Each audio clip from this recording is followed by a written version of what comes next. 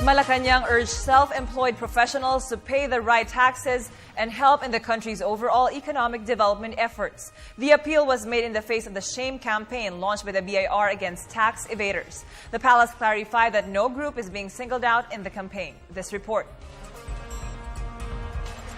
Malacanang called on all professional organizations to join the government's efforts to improve the economy by paying the right taxes.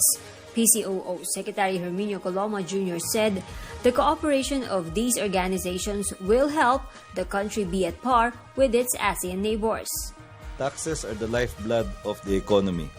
In accordance with the PDP goals, the BIR's campaign is to intensify efforts to increase the country's tax-to-GDP ratio to 16 to 18% by 2016. As of 2013, the country's tax-to-GDP ratio reached 13.6%, but still below the 17% recorded prior to the Asian financial crisis in the 1990s. The government is committed to strengthen its tax collection efforts and make its tax-to-GDP ratio at par with its ASEAN counterparts. According to a World Bank report, the tax effort of Thailand, Malaysia, and Singapore stands at 17.6%, 16.1%, and 13.8% respectively.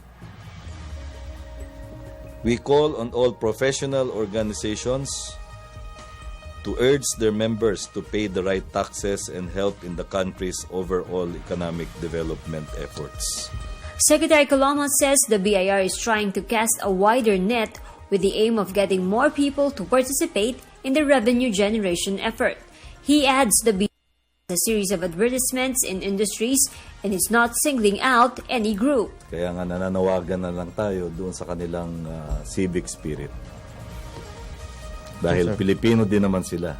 Gusto rin naman nilang makatulong sa pagpapaunlad ng ating bansa. At yan naman ang gusto nating makita.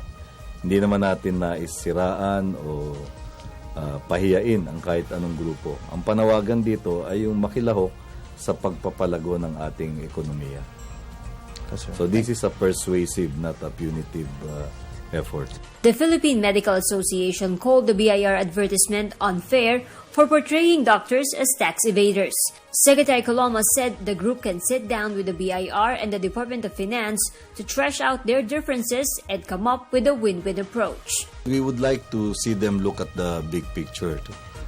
It would be regrettable if just because of differences on creative presentation, they will not abide by the campaign of the government. I'm certain that in their hearts, they want to contribute. Pwede naman pag-usapan kung merong mga pagkakaiba ng opinion. For the People's Television, Elena Luna.